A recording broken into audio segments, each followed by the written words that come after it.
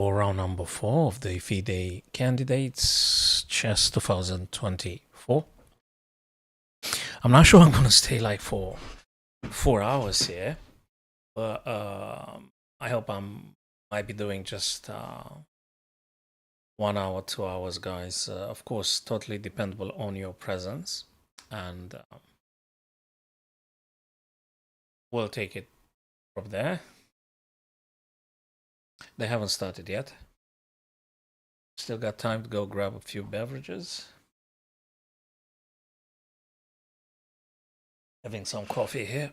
That should keep me going for a while.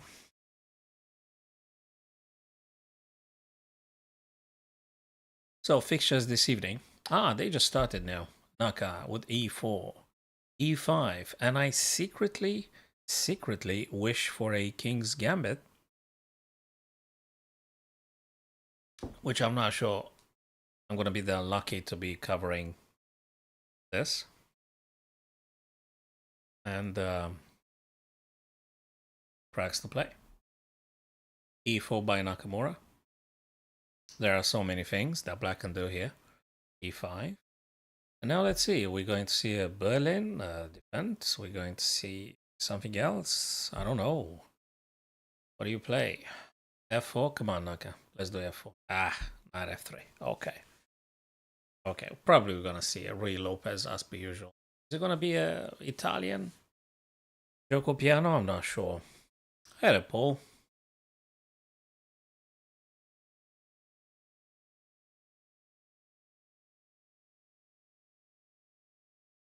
I didn't pay excessively attention to that thing with Krupnik. I've read something, I think. I think I might have read something, Paul. I just don't pay too much attention. I think no one should be using nobody else's account. Let's put it this way. So no one should use another person's account.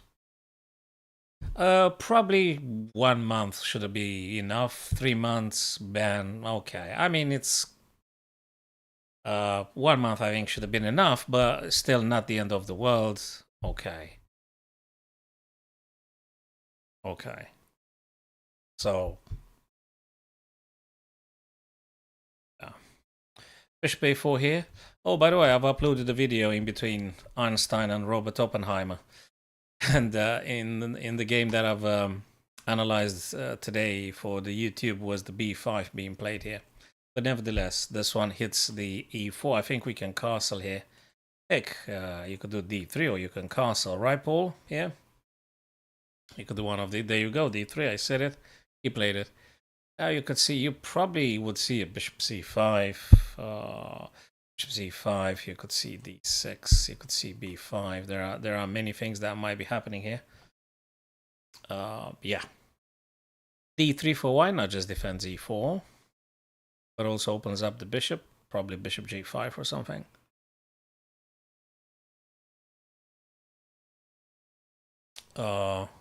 Yeah, good stuff here. So this is a Rui Lopez Morphy defense, of course, and let's go and see what Vidit plays, because we got a bunch of fascinating games today. I really want to see them all, really. So that's Ian versus Vidit here. Rui Lopez Berlin, there you go. Rio Gambit accepted. So we've seen knight f6, we've seen castling, takes, and d4. I love rook fe1, but nevertheless, that one can be played as well. And now white to play. White to play here. What is white supposed to do? You're taking on c6. You're taking on c6. What is yeah, you're taking on c6, of course. And to Rui Lopez, the first and the second board, and we're gonna go to the third and to the fourth board as well. And probably this pawn is going to disappear now. And heck, is this going to be a draw? I'm gonna make a very early prediction. You know why, guys? Knight's gonna move, queen's gonna take, king's gonna take, and with the very correct non-fancy game, I think you should be getting a draw here. Queen takes, king takes, and it's gonna be a draw, right? That this one smells like a draw. Now, of course, you can't have guarantee upon a future that didn't happen yet, but yeah, you could throw your 2 cents.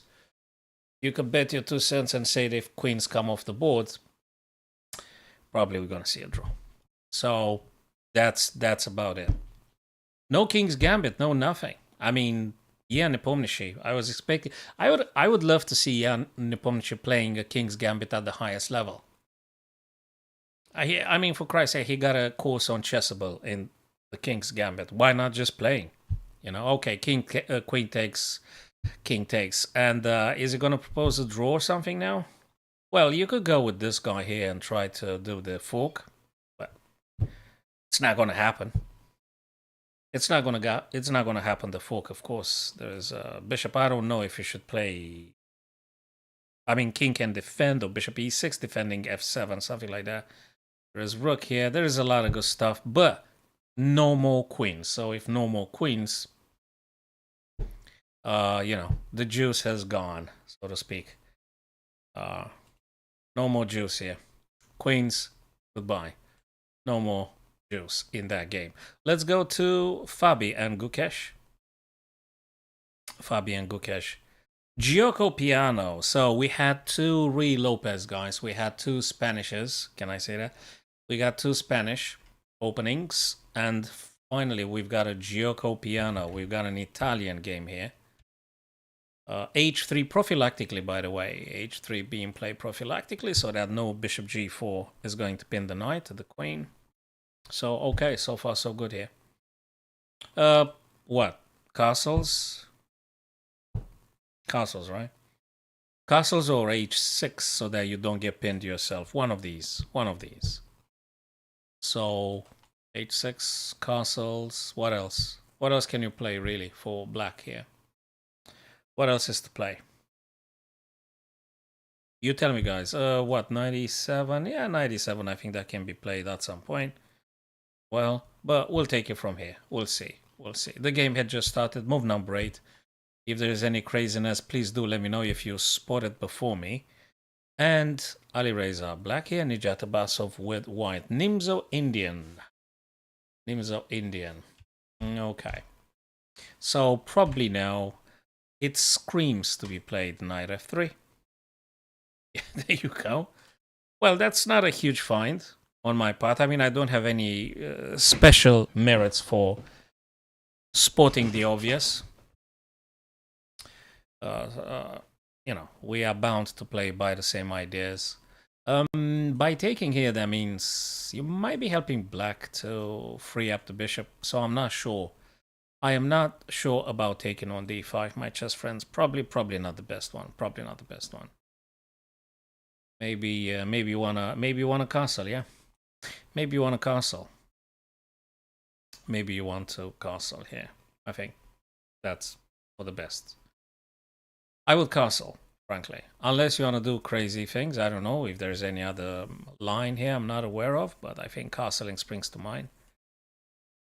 And back to Nakamura and Prague. Rui Lopez, Morphy defense. I mean, you know. B5, very predictable, and bishop b3, very forced. Can I say that? Very forced. Bishop b3, and Prague's to play very likely a castle or an h6. I'm not sure which one goes now. First, h6, castles. What else can you play?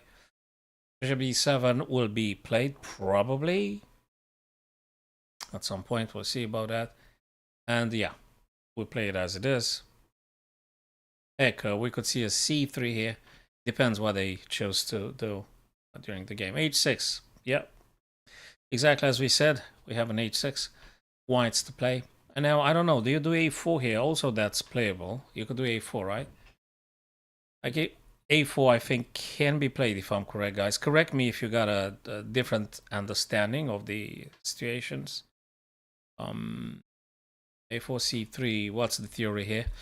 Let's see how Nakamura plays against the very young Pragnananda. Let's see. Okay, So far, so good, guys. So far, so good. They have just started. We are in the opening stage of the game. I plan to go for like 2 hours now. If I got a few friends online, I might be probably staying 2 hours, maybe even more. Depends again on my viewers and my friends joining the stream. So that's how I look at it for the time being. Probably a4, probably c3. Heck, I think you can even do knight c3, right? But let's see. Let's see. It could be knight c3, knight e2, right? I mean, isn't it this a line? Knight c3, knight e2? H3 also. So prophylactically, if you want to look at this, H3, but maybe after d pawn had been pushed. If you worry about some bishop making a pin, I suspect you could play H3 after d6 or something. I suspect. Okay. Vivid with black, Ian with white. Now that is interesting. What happened here? So, all right, it's the game with no more queen. Okay, fine. Okay, cool. And g4, of course. There's no more queen. That's a draw, right? Knight h2. Okay, the reason for knight h2, probably you guys noticed. Hello, Simpson. Thank you very much for being here with us, my friend. And hello, Sadvik, to you too. The reason for knight h2, guys, you probably have seen it. I guess it's f4. I mean, there is no other idea behind the very peripheral move knight h2. I can't find anything else. That might be coming with the liability, namely bishop here. So knight h2, I don't know what black's going to play, but in the future, I suspect knight wants to come to d. And if white knight takes, the pawn takes, thus the pawns have been connected. We might see a bishop c5, though. We might see, if f4, we might see bishop c5. Not the end of the world again. King can move g2. The game is continuing and something like that. Thank you for your nice thoughts, folks and Paul. Yep. I'm doing chess streaming now as of late, especially because of the FIDE candidates poll. But also I'm doing YouTube videos. Everything is centered, everything gravitating around the game of chess. I used to play some Age of Empires and Rome Total War at some point, but that's just way too time consuming now. So if there is any time available, I'm still giving it to chess because anything else will take all the time ever. So it is very time consuming, that's for sure. So that's the least I could do now. I'm doing an Easter camp next week. I hope in the evenings I might be able to log in around 7:30, 8 p.m. in the evenings UK time and just do, maybe 60, 90 minutes more or less with you, my friends. So we'll do that. So exactly as I said, I think if this game is being played just normal chess, it should be a draw. Because again, queens have gone. So it could be some bishop e3, could be some rook here pinning this guy. We could see some crazy pawns advancement, but let's just take it step by step. Probably this, probably this, probably this. Okay, we'll see.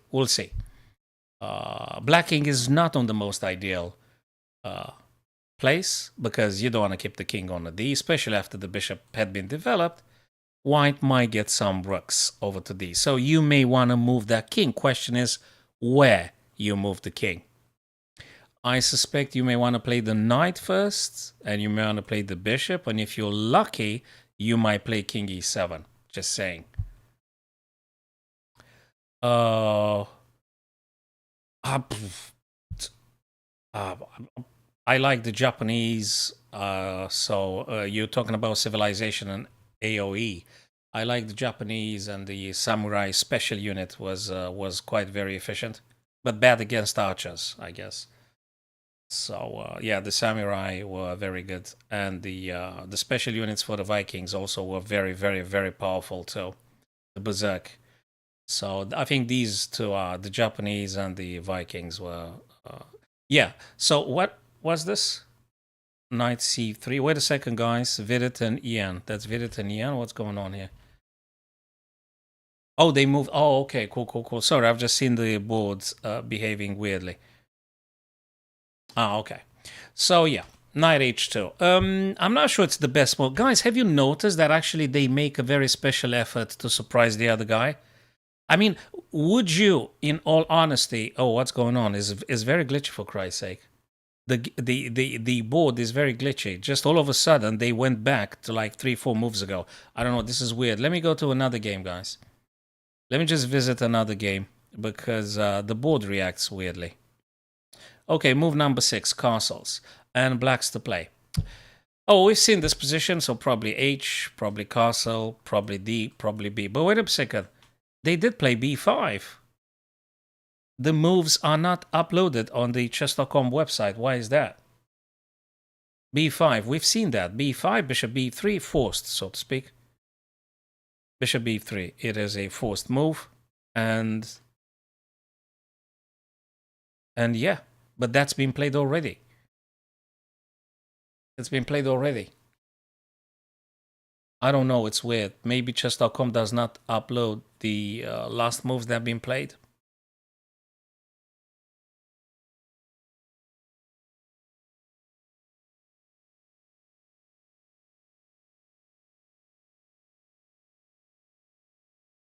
Bishop b3, okay, we've seen that already. h6, yes, prophylactically. h6, we did say that one too. h6. a4, we also did mention the a4.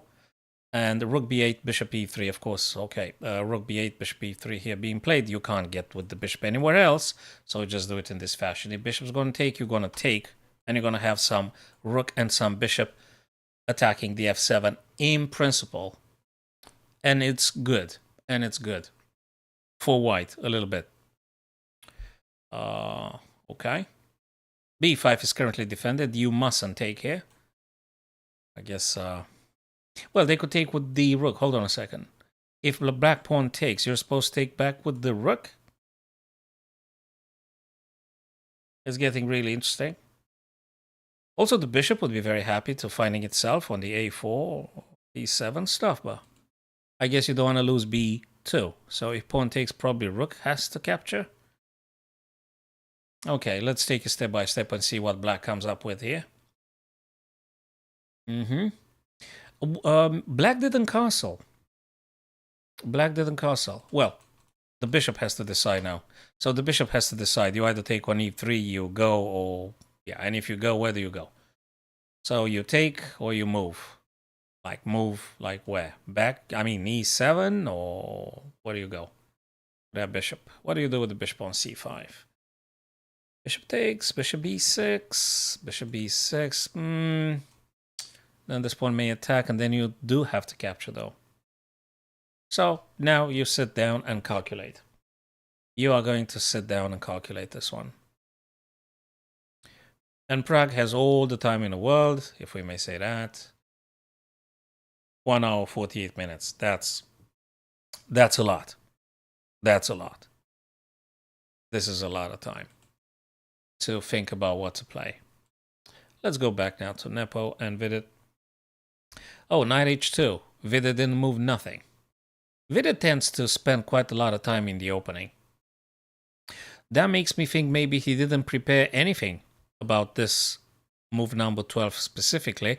And most importantly, amongst others, guys, I'm going to tell you something. Knight h2 by Nepo, which I suspect is not quite the first line of the engine. I don't want to ask the engine, but I'm telling you, this is not the first time of the engine. The engine wouldn't play this. Only a human would do this. Knight h2. I hope I'm not wrong. I'm not sure it's a very, very, very theoretical one, but it's definitely surprising. It has its merits, though. It has its merits. Maybe not f4. I'm starting now to thinking maybe... is it maybe G? Nah, that can't be G now. It's got to be f4. That's why he played knight h2, right? You correct me, guys, if you think it's something else. Well, probably that's the main idea. Yeah. He still needs to connect the rooks.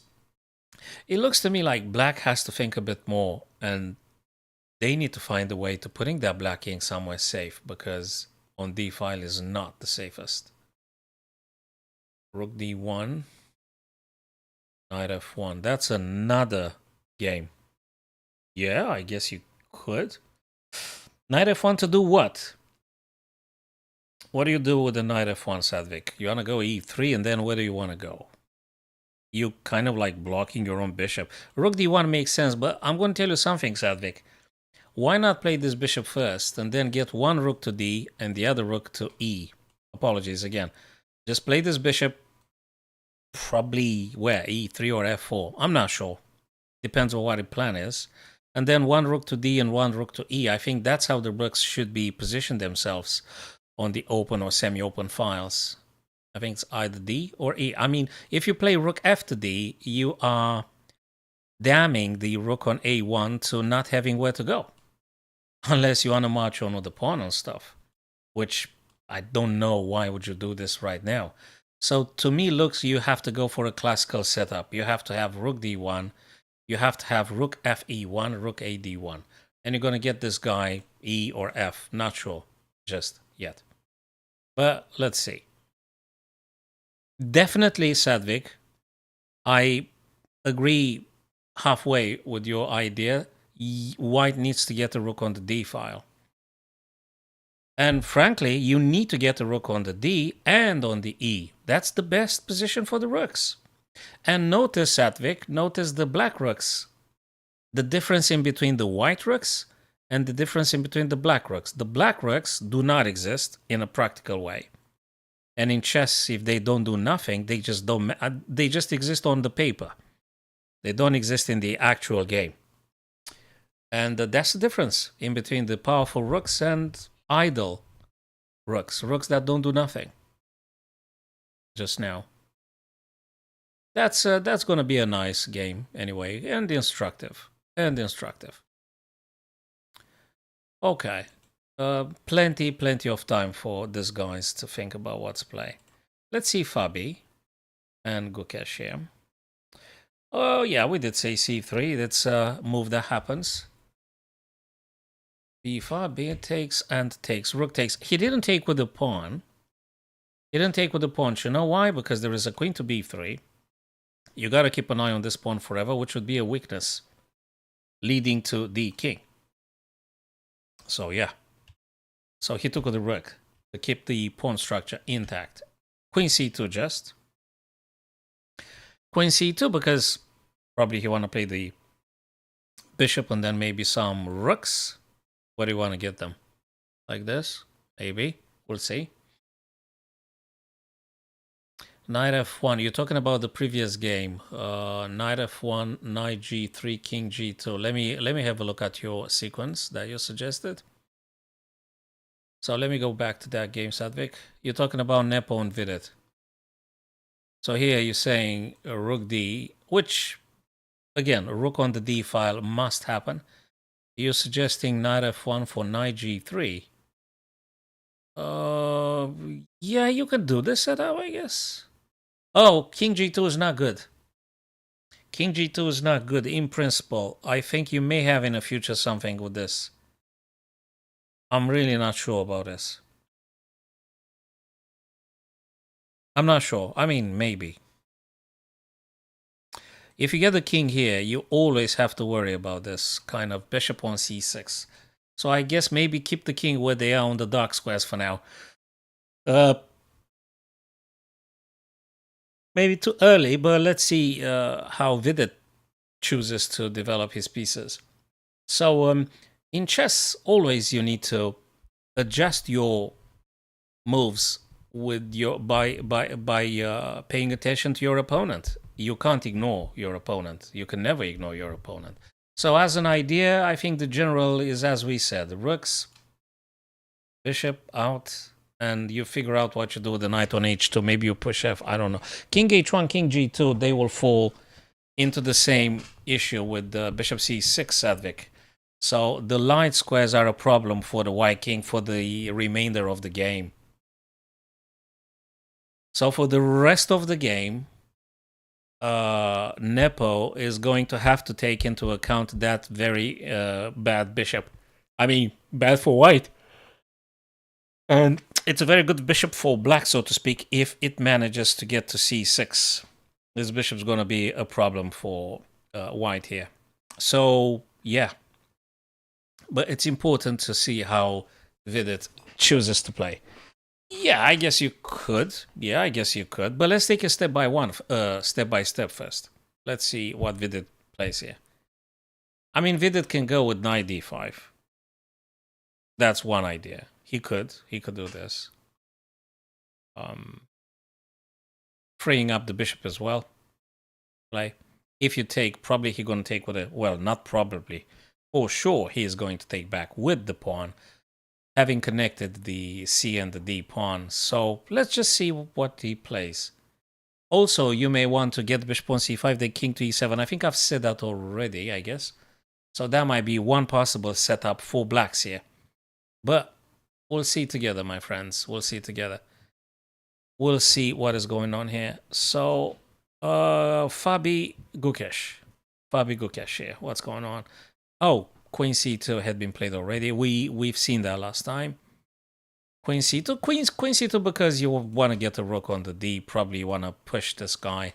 You also want to push the pawn. You want to maintain the freedom of the knight so you don't have to defend the e4 with the pawn forever. So the queen defends e4. You can push this guy forward after knight b3, I would say. Knight b3, and you want to play maybe bishop g5? So knight b3, it's a very normal move. It's good. You are behind the pawns, you know, pawns before the knights and stuff. And you get this bishop right on g5. And let black chasing your bishop with h6. You're going to play h4. They're going to put g5. And I'm not sure. Would you give a knight for 2 pawns here though? I'm not sure. It's to be analyzed. It is to be analyzed. So let's just take it, you know, step by step, as they say. I am sure Fabi thinks this and more. And probably they're fully booked. It's move number 12. I don't know what the theory says. What the theory says here for black to play. I don't know what he want to play. Does he want to push in the center? Let me just look a bit. Can you go with the d5 pawn now? It's important to strike in the center, I guess. But is this the right stuff to play? We'll see. Oh, this black bishop, I would love to trade it, Sadvik. Spot on, my friend. Spot on. Sadvik, it is very important to identify our opponent's active pieces. And that bishop on a7 is dangerous. This bishop is actually... Oh, he retreated, actually. I mean, let me tell you something interesting. He spent here, Gukesh, I think he spent like, what, 10 minutes, 12 minutes? How much did he spend? He spent 10, 15 minutes and he dropped the rook back where it was.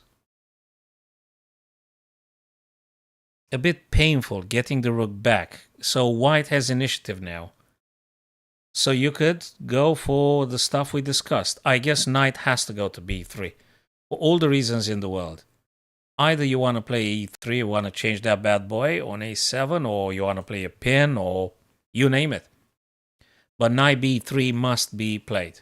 Do you go knight c4 here? It just feels insufficient. I guess you could do anything. Well, not anything. Of course, not anything, but, you know, just saying. Now, that knight c4 doesn't do nothing. Knight b4 does something. You may want to push also this guy at some point d4. So, you know. Let's see another one, guys. Beautiful, beautiful game. I think we got 2 Spanishes, 1 Italian, and 1 Nimzo Indian. So that's what they played this evening as openings, guys. 2 Rui Lopez, 1 Gioco Piano, and 1 Nimzo Indian. That's what happened. Every single time we're seeing the b3, we know that bishop b2 is going to happen. For sure. Bishop b2. That's where you want to get it. So yeah, bishop b2 here. For sure. Bishop b2, rook d, rook e. Play the game. Long game. Long game, but very positional. So Abbasov and Firouzja here, they play a very positional game. I don't see crazy tactics happening yet, but it might be something, by the way. Ali Reza's last move, my friends, Ali Reza's last move was a6. And you remember we said we always have to take into account our opponent's last move. And I think Ali Reza wants to give a very, very firm b5 here. So that's stuff. That's for sure. Now, luckily, you could just get this guy at the d3 or you could get it e2. So you don't have a problem, but you got to think about this. And there is another detail. After b5, black wants to play bishop b7 for sure. So maybe after b5, you may want to go to e2. Because when black plays bishop b7, and if they initiate a trade, you're going to take back with the bishop harmoniously. If you don't, you're going to have to think the heck you're doing after they take your knight and you have double pawns. If that doesn't scare you, fair enough. Fair enough. So, yeah, if Alireza plays a6, you will go b5 for sure, sooner or later. Notice how the bishop on c8 can't go anywhere. So that bishop is going to be developed to b7. And of course, b5 has to be played first.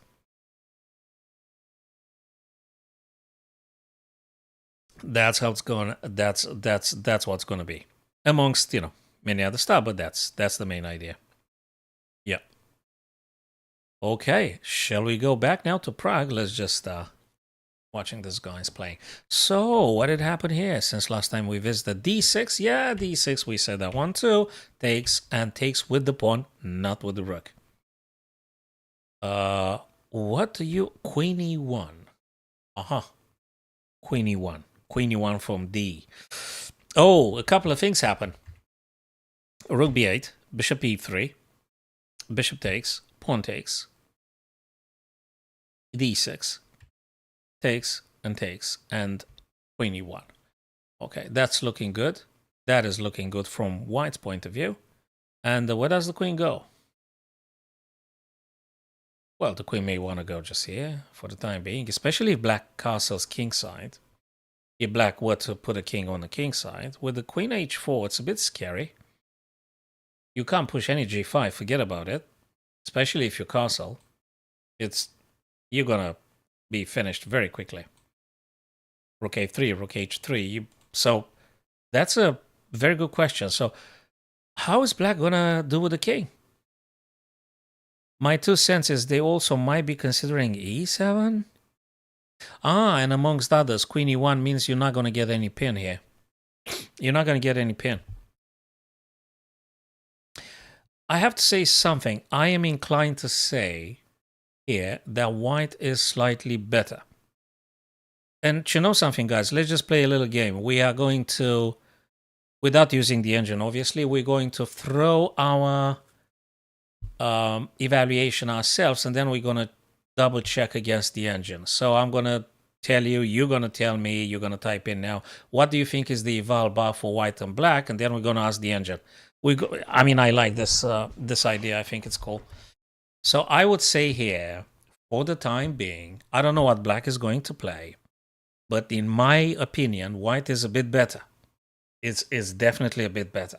And now I'm gonna try an evaluation bar by myself, and then I'm going to check with the engine. So let's say there is a plus 0.50 to plus 0.50 minus 20 plus 0 plus, okay, castles. That's going to get a very, okay, queen h4 plus 0.50. Let's see, 0.00. I don't know why, but it feels white is better. Okay.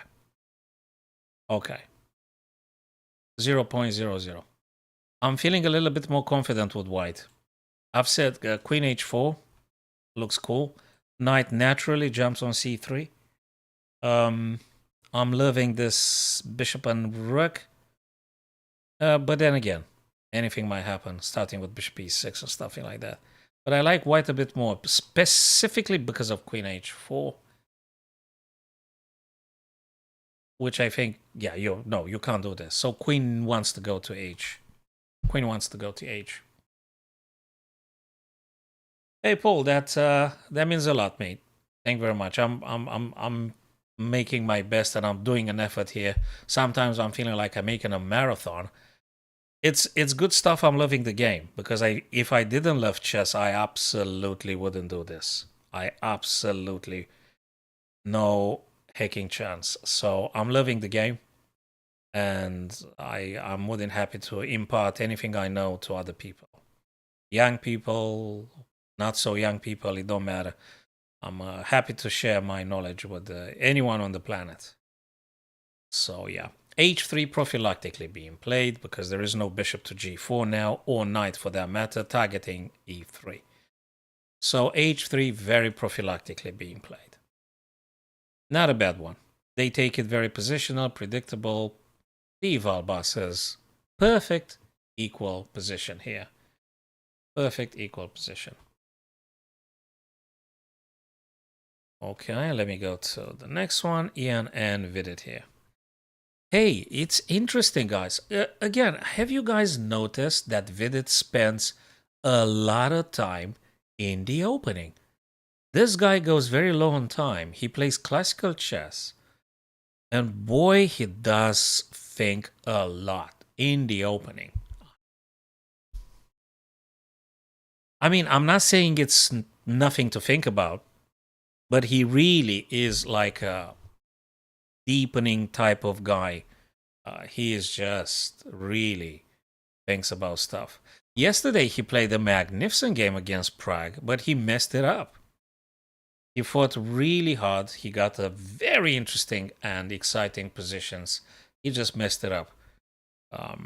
Maybe time. Maybe he got tired. Maybe the fatigue. Maybe the stress. Maybe everything. Chess is a very strenuous mental activity, and yeah, if you're not in best physical and mind shape, you might not be able to make a 4 hour chess marathon. It's tough. It's tough for them. It's very tough, especially at this level. It's incredibly tough. Very tough. It takes your whole life. That's what it is. It takes the whole life. Okay, but you're doing what you love, presumably. So, oh, we did say h6. We did say that one too. And is he going to play knight b3, or is he going to wait until midnight? That is Fabi. Why not knight b3? What's wrong with knight b3? I don't see anything wrong with knight b3. So, okay, h6 would stop you to play bishop g5, that's for sure. But knight b3 can still be played. Aha, rook e1 had been played because after knight b3, you're going to play bishop e3. And if they take, you take back with the rook without destroying your pawn structure. So you're not going to have double pawns here. Knight b3, bishop e3, bishop takes, rook takes. You don't have any problem with that. I think this is, again, quite equal. So I think we're going to have a, what, 0.00? Let's find out, guys. Okay, plus 0.45. Okay, it's negligible. Yeah, Sadvik, yes. Totally d4. Yep. Yep, d4. Chino, I really want to play knight b3 here. Whatever I'm going to do in the future. I think knight b3 is important, especially to... you could play d4 now, can't you? No, you cannot. 1, 2, 3, 1, 2... No, you got to get the knight here first. And even then, you can't push because black is attacking 3. Well, you have 1, 2, 3. Okay, you can. Knight b3. You count the defenders and attackers. So knight b3 for pushing d4. And when you have knight b3, you got 1, 2, and 3. So I think you should be okay to pushing the pawn. I think you should be okay. And e4 is being defended by the rook and by the queen. So not a problem. Not a problem. Knight b3 for d4. Makes sense. It makes sense. Okay, it does make sense. Let's look at this one.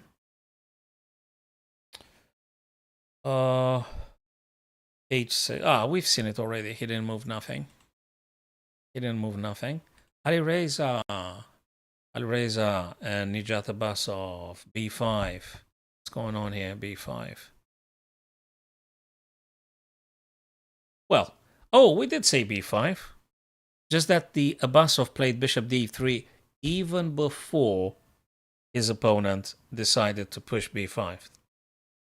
So bishop d3, b5.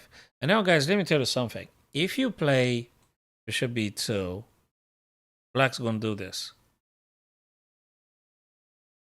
Very likely. Very likely they're going to do bishop b7. It's not a huge philosophy. They're going to do this. Then you might be going rook ac. Then they will go rook ac. And you have to move the queen away from the c file when that happens. And I'm not sure where you're going. You could go queen b1. So again, bishop b2. Okay, hold on. Wait a minute. After bishop b2 and bishop b7, are you happy with doubling the pawns on the f?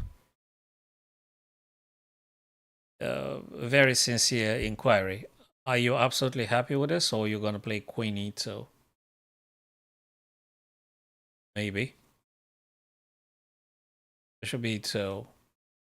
Bishop b7, attacking f3, threatening to give double pawns for white on the f file. You do queen? It doesn't make any sense to play the bishop because you could have played it from the first time. So if Abbasov went just bishop d3 from the very start, I guess he will go queen e2. No? Okay, bishop b, white's turn. Bishop b2, bishop b7, queen e2. Okay. But no. Oh, stop the Valba. Apologies. 94. Okay. 94. Attacks this guy's twice. So you either play bishop e7 or you take the knight. You don't have any other option, I guess. Well, you could do, if you really want, you could play queen b6. I guess, hold on a second. Let me just highlight that one. So you could do queen b6 as well. Is there any other candidate move for black? So you take, but then the guy is going to take. You play bishop e7, or you play queen b6. Which one would you go for here, guys? Which one would you play it? Would you play queen b6, or what exactly are you going to do here?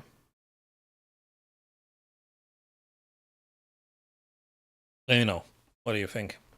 Sadvik, what do you think about this current position here? Queen b6. Hello, Abhijit. Thanks for stopping by, my friend. Yeah, I would say that's my choice as well, because I'm actually developing. I'm supporting the bishop. Now, if you do... Yeah, but no, you have... No, wait a minute. We didn't calculate bishop a7, Abhijit. Why would you trade this beautiful bishop? So, let me give you my reasoning. Nah. No, because you're losing a piece here, I'm afraid, Sadvik. If you play bishop b7 now, you're going to drop the bishop, I'm afraid. So you either move the bishop or reinforce them, Sadvik. You're going to drop a full piece. So I'd say, why not, Abhijit, why not saving the bishop with bishop a7? Don't give the bishop away. Keep the bishop on the board. That's a nice guy. Keep the bishop there. Bishop a7. And don't play queen b6 because you're going to trade. So if you don't want to trade, bishop a7. Yes, Satvik, I think bishop a7 also. There is a good one.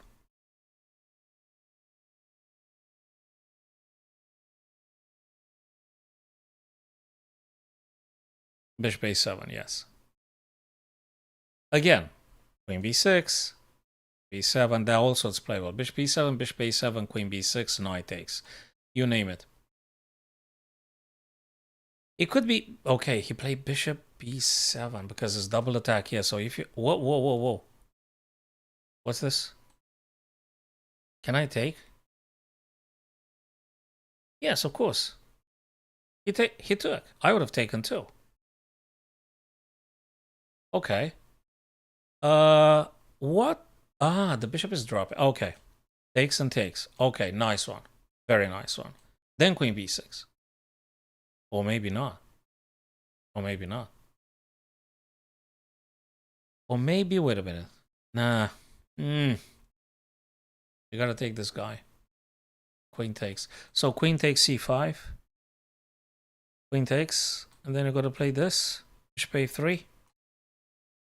Then some queen to g5 or something.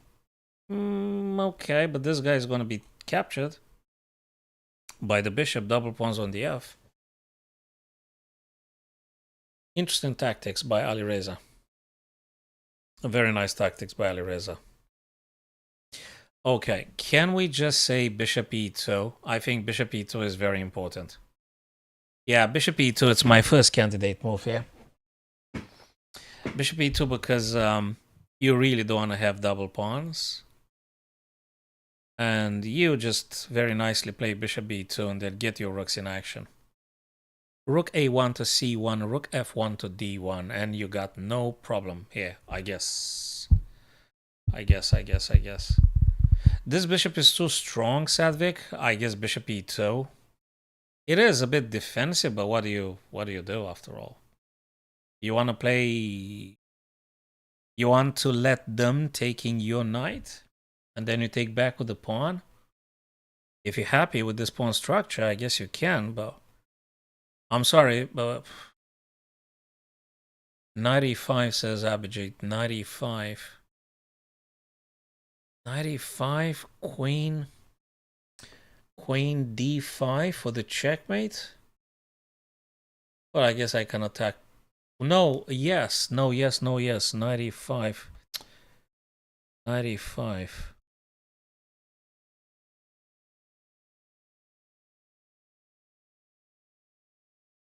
Could be 95. I don't have a problem with 95. I'm just saying that maybe it's good to play another piece rather than moving twice the same piece in the opening, Abhijit. Well, this is already opening to middle game. Okay. But I would rather develop a piece than moving twice another piece. On the other hand, Abhijit, I gotta say that the prospect for black to take on f3 and giving white double pawns, it's not that great. So I'm really oscillating. I'm just not certain. Bishop e2. I'm attracted by bishop e2, but okay, it's not a great stuff to play. It's not a great thing to play. We didn't even consider knight here. We didn't. We didn't look at this. This is another idea. This is a whole different idea. Knight to d4, knight is being threatened, and black knight to c5 is being threatened, but then queen d5, how are you going to play? It's not that good. Yeah, I don't know. Rook D. That's another idea, Sadvik. Yeah, Rook D, it's great. It is great. It is great. It threatens bishop h7 and the queen is being caught up in the thing. Yeah, Rook fd1 might be quite something. Yes, I think so. I think I like this the most. Rook fd1, I like it the most. Then you could try bishop e2 or something if necessary. And they will have to move the queen. Yes, that's exactly right, Abhijit and Sadvik. Yeah, you guys are correct about this idea. Absolutely. Rook fd, bishop e2 given a chance. Bishop d3 e2 and bishop c1 b2. So that's another thing to consider here for white. Very good. Absolutely very good. You might be very well. Though Abhijit and Sadvik, rook d1, black's going to take. You're going to take. They're going to move the queen. The queen, yeah. And very likely. And you're still having a bit of an issue with bishop taking on f3, don't you? Because of the double pawns on the f file. So I don't know what to say. I don't know what to say. If rook d1, knight's going to take on d3 for sure. Difficult. We'll see. Let's go to Prague again. Prague and Nakamura. So what did happen last time? h3, okay. Knight e7, yeah, we did say that. It's one of those things. Knight wants to come to g6. Now notice they can't play f4 anymore because there is this guy here. But knight can go here regardless. And knight to g6 would stop the white queen from playing to h4. So knight g6 definitely stops it. But let me tell you another stuff you got to keep in mind. If, let's say, queen g3, and if knight plays g6, the knight is takeable immediately for free because queen takes it. The pawn can't take because the bishop pins the pawn to the king. So there might be a little stuff. It's always important to look for this. You'd be surprised, especially if it's a bullet or a blitz game. That's one little trick you might be employing. Queen g3, and if knight g6, actually you are going to take the knight for free. So that's one of those things you could play. Knight c3, I think that makes sense. Probably we're going to see c5 on this. So you got to think about this one as well. We might be seeing rook a. Maybe. Then maybe bishop e6. Maybe. And the light squares are very weak around the black king. If this were to happen. The light squares. Yep. We'll see how the game evolves, my friends. And we're going to be coming back. Yeah, Nepomniachtchi with Vidit Santosh here. Hey, after so much overthinking, g5. So knight h2, g5 by Vidit after, what, half an hour? He stayed half an hour for this. He spent so long. So long.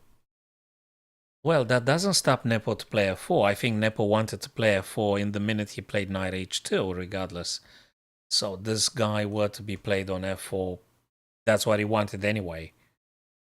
Takes and takes.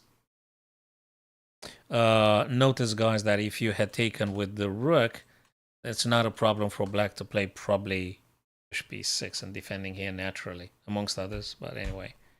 Okay, let's see what... I hope Vidit is not going to stay now 40 minutes with the move number 14. I hope. Because you can't spend 40 minutes.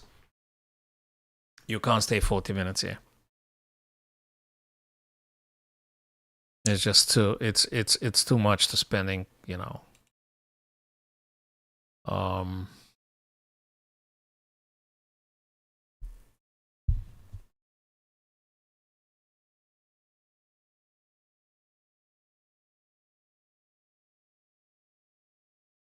Okay, what do you play here with white? Where do you get the king? Because rook a d1 is going to happen for sure. We are going to see rook a to d1. Rook a to d1, knight to e4 is a very natural place for the knight to be. And knight to f6.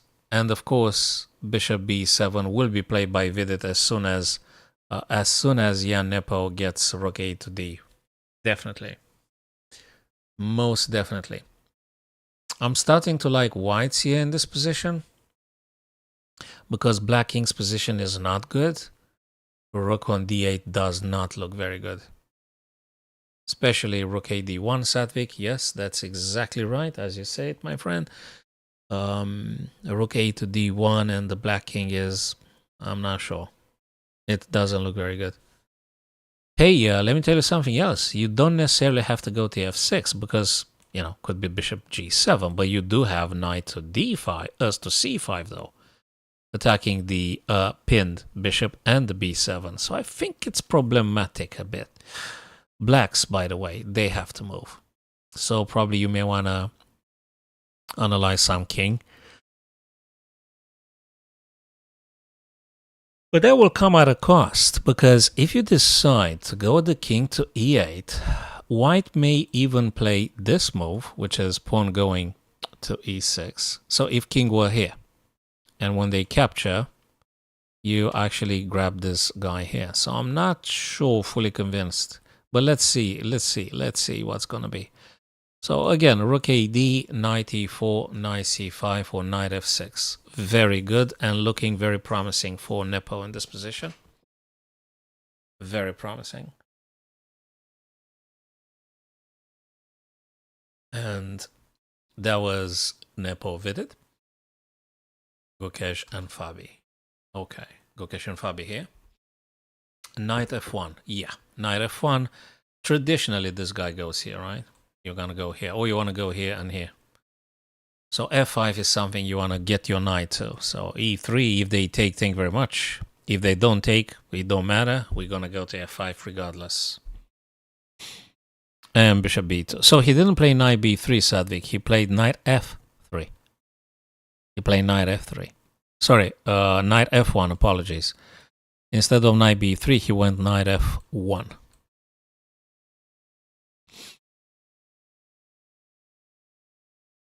Okay. Well, can you play queen d7, just connecting the two black rooks? Just play the game. Just play the game. If there is any stuff like this, you can play this and then you can play that. That might be as well. Knight e7, knight g6. That's where they want to shuffle that knight. I would say. Fabio, okay, which one was it? Yes, let's see what this guy's decided to do. Knight takes, and Abbasov didn't move nothing, guys. He didn't move nothing. Nothing. We discussed Abhijit and Sadvik. We discussed about all sorts of stuff here. We discussed rook fd1. Sadvik, you said rook fd1. Abhijit said knight e5. All sorts of ideas. And there are others, for sure. Could we say bishop b2 and after bishop f3? Nah, that doesn't work. Still bishop e2. I'm not sure. Bishop e2. Bishop a3. Yeah. Bishop a3. That's great. Sadvik, congrats. That looks even better, I guess. Again, let me tell you something about bishop a3, Sadvik. You need to have a follow-up plan for rook ac8. So if you go bishop a3, black might do rook ac8, and you need to think about this. You just need to think about this.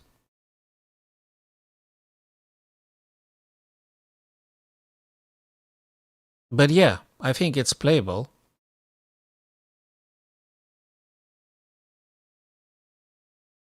No, they take your bishop.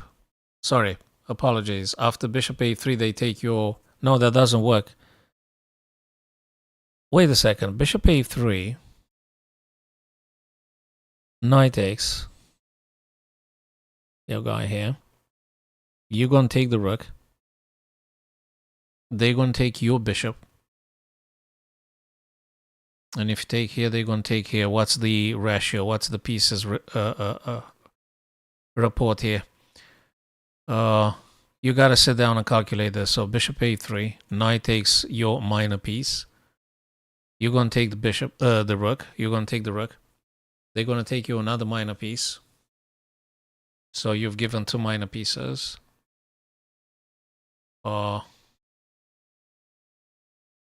No, bishop a3. Sorry, bishop a3, knight takes. You take the rook. And they're going to have to move the knight, sorry. But where? Or they take your bishop. Take one. Yeah, that's a good one. Because you're winning with white. You're winning a knight and the rook for two minor pieces. Yes. You are taking a rook and the knight for two minor pieces. It might be worth it. It might be worth it. It might be. Yes, I guess it might be worth it. Yes. So you're losing two bishops for a knight and a rook. You trade, let's put it this way, Sadvik. You are trading two bishops for... Bang, takes. It's not that easy. No, wait a second. Bishop a3. This guy takes, you take.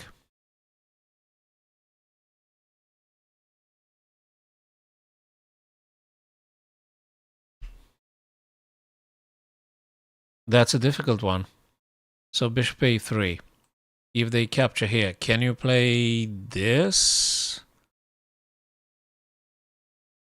No, because they're gonna do rook ac8. So bishop a3. Bishop a3.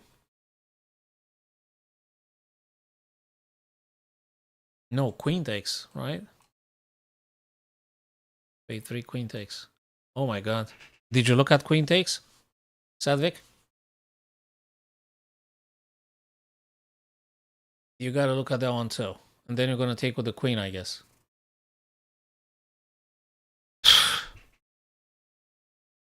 Bishop a3. Knight takes.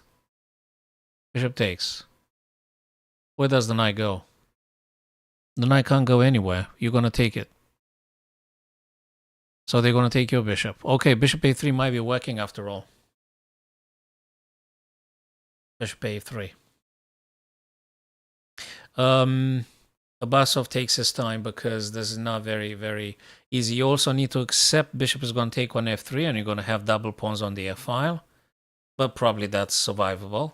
As long as you take more stuff from black. I guess you could do bishop a3 then. Okay. Back to Nakamura and Prague. Let's see what the guys did here. Yes, Sadvik. I think it's very playable, that one, bishop a3. What did they do here? Knight e7, knight c3. That's a natural stuff. You got to develop your piece here. We might be seeing knight g6. What else is here? What do you do with the bishop exactly? I was about to say, what exactly you're going to do with the bishop. So bishop e6 now. So you may just very well capture. Because if you don't, they are going to capture. And then you're going to have double pawns on the B file and isolated pawn on D. So from this point of view, I guess you should be capturing the bishop on E6. And they're going to take. This is a forced move. Bishop takes E6. F7 takes E6. And they got a weakness. Maybe you could do something about it at some point. Okay, you may want to get the rook to A7 as well. So that might be also another idea. If you take this bishop on E6, you won't be able to play knight H4 and knight F5 anymore. So, well, you can't have them all, can you?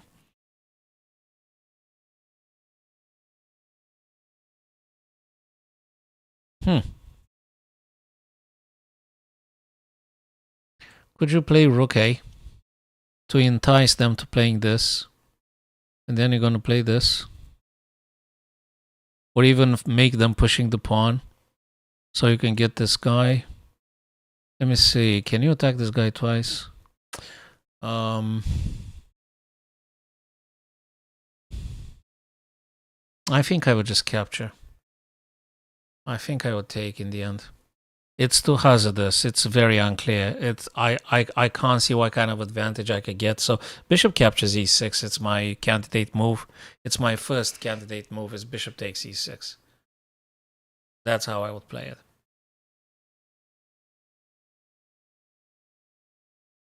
Yeah, and then you're going to think what you do if you want to play rook a7 or something else.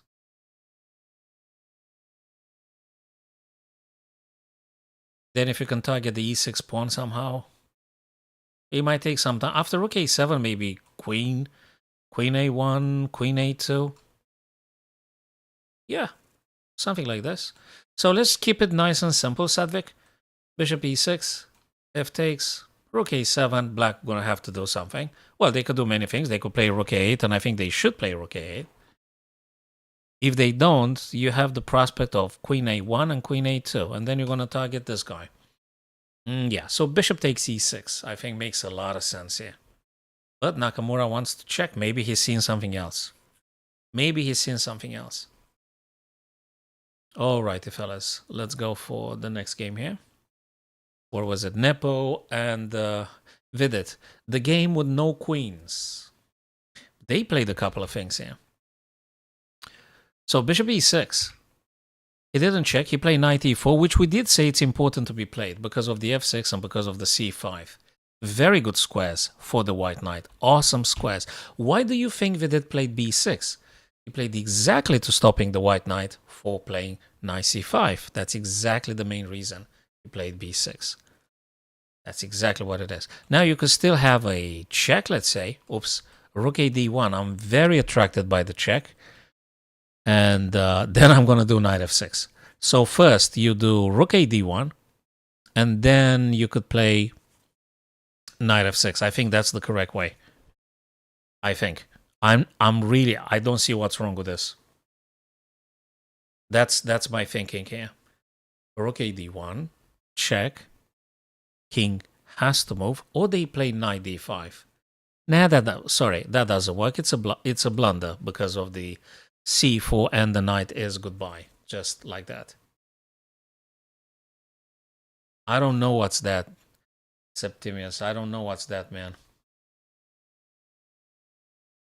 Knight f3. Look, that knight on h2 stayed there for a very long time.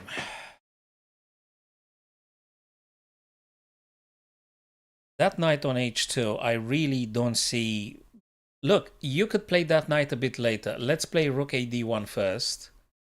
Let's play knight f6 then, and then we're gonna inquire what we do with the knight. That knight h2 was a weird little stuff there. I don't know. Okay, rook a d1.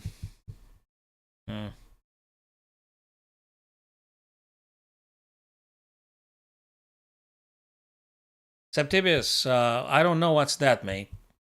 I don't know what's your question. If you're trolling, please don't. Knight f3, yes, Sadvik, you are correct. Knight f3. I mean, you played a move that actually gets the knight into the game. And I guess knight f3, you wanted to actually play it here. No, wait a second. Rook a d1, I think it's one of those things that you really want to do. Rook a d1.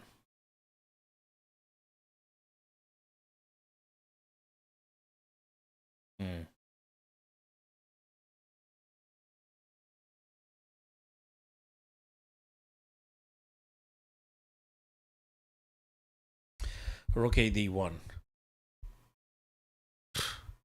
c5. Still rook a d1. Okay, c5 has been played to stopping you knight d4. That is definitely the case. Definitely. You still have to play this. Then if they do this kind... No, they can't. What am I talking about? That's just not doable because of the c4 after rook ad. So still, I'm still going towards rook ad. It's got to be this.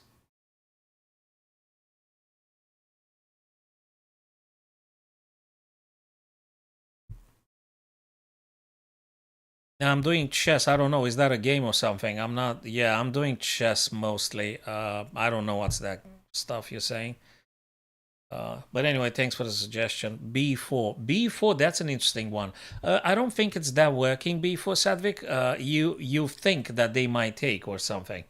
Or you think that they're going to let you take, but they're going to play knight c6. They're going to play knight c6. And if you take here, okay, it's interesting. It's interesting. B4. It is a win. It's an interesting thought. B4. Do they have to capture? Or they can play knight to c6. That's not a bad one. That's not a bad idea. I think I like b4 has some potential. I'm liking rook a d1. I like to take the open files, Sadvik. I do not disparage your move. I don't think your move is particularly bad. I think it's a good idea. I love taking the open files. So I would take with tempo the open file. Then I would inquire something else. But they won't take your pawn. I mean, do they have to take your pawn? I'm not sure. I'm not sure. I don't know. B4, knight c6. Do you... If you take... bishop takes, knight takes. Okay. It might be It's not just to get knight in the center. You're making it a mess for black here. Important thing is to open up the C, the D, just hit the king with the rooks and stuff. Okay. Get the knight in the center if they capture, right? Oh, sorry. If they take, then you're gonna play this. Okay. Yeah, I get it. It's not a guarantee they're gonna take, but I get it. Yeah, it might be a very important stuff to do. Well, I'm sure Nepo's gonna be thinking of something here. Well, it's easier said than that, Septimius. It's not that easy. It's not that easy. You gotta be very precise in tactics here, and if you wanna write down like a sequence or something, yeah, please feel free to. Who do you want to lure and strike? What do you mean by this? The knight, the king, who? Yeah, okay. Let's move on to another one. Interesting b4. Still, rook ad1 remains my first move here because I always want to get the rook on the open file. What happened here? d5 goes for the center. Yeah, I think I asked why not hitting in the center. Always important. Knight g3, of course. b5. Okay. You don't have to react to b5. You don't have to take. Maybe let them take, and then you're gonna take. So maybe you want to think about this potential tension here. Maybe you wanna play bishop somehow. Maybe you wanna play knight f5, having some pressure here with the bishop and things. You never know. Yeah, we always learn. So that's a lifelong process, Sadvik. You never stop learning chess. So chess is actually something that will keep you busy for the remainder of your so-called physical life and things like that. So you're gonna play chess for as long as you enjoy it. It could be knight f5. No, wait. I've got 1, 2, 3. Yeah, I think I can. But it's a lot of things to factor in here. It might be knight f5. It might be knight f5. It might be bishop b2.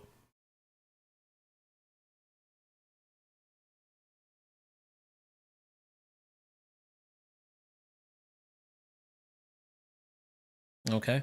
Bishop b2, knight f5. Which one is it?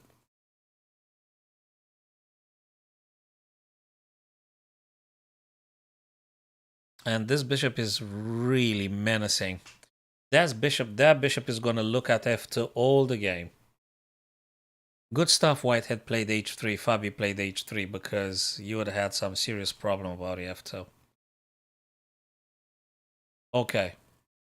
Bishop b2, knight f5. Is there anything else, Sadvik, you would like to play here for white?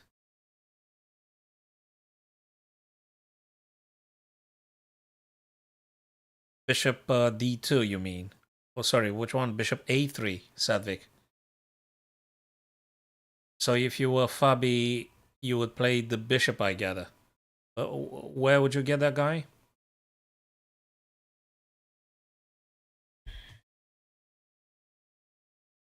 Bishop e3. Bishop e3, and you're opposing the bishop on a7. Okay. If this guy goes down here, bishop e3, pawn to d4. Okay. Takes. If knight takes, knight takes. Yes, bishop e3 would be one of those things to aiming at either blocking the bishop's diagonal or trading them off. I think bishop e3 makes sense. Sadvik, yes. Yes, bishop e3 definitely does make sense here.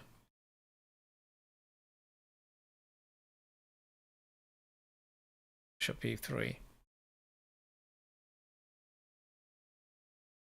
Yes. I think we can ignore the tension in between a4 and b5. If they capture, you're going to take with the rook. Or should you take first here? Should you take b5? It's a forcing move. It attacks the black knight, though. So a takes b. You attack the knight. They need to react like this. And then you play bishop e3, connecting your rooks and opposing the bishop. I think it might be played in this way, too. Sadvik, what do you think? Should we play a4 takes b5 first and then bishop e3? Or bishop e3 directly? I think I would take on b5. I think. Although, if you let them take, I'm not sure they will though. They might not just very well. They might not take after all. If you let them take, you could potentially attacking the other guy too, but it's not that. Okay, you could take and then bishop e3, but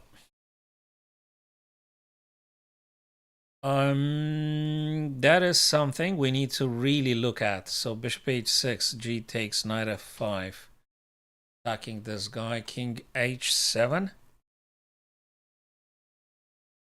It's an interesting one. It's definitely an interesting one. Abhijit, thanks for your idea. Yeah, that definitely might be something here. Totally. Yes. I think it's something brewing here. I think Fabi is really looking at this. Queen b3, yeah, but... Yeah, these are... not queen b2. Abhijit, not queen b2, because... Why would you do queen b2, though? I don't see why. Queen d2, I don't see why you want to play queen d2. You blocking your bishop, maybe you want to oppose this guy after all. But this one definitely worth inquiring. Bishop takes h6, g7 takes, and knight f5. This is something. Maybe you want to play Abhijit, bishop h6, one takes, and then queen d2, so to speak. But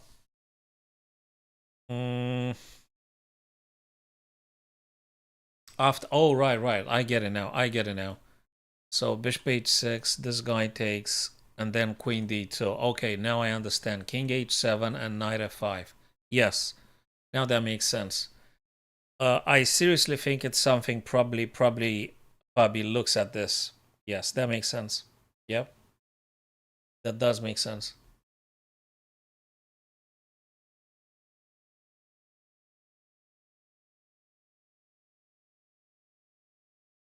Bishop takes, g takes, queen d2. Serious. King defends, knight f5. Yes, I think it makes sense. A lot. It's a very powerful attack. Very powerful attack. Yeah. If you play this stuff in a bullet or blitz, that's having a devastating impact on your opponent.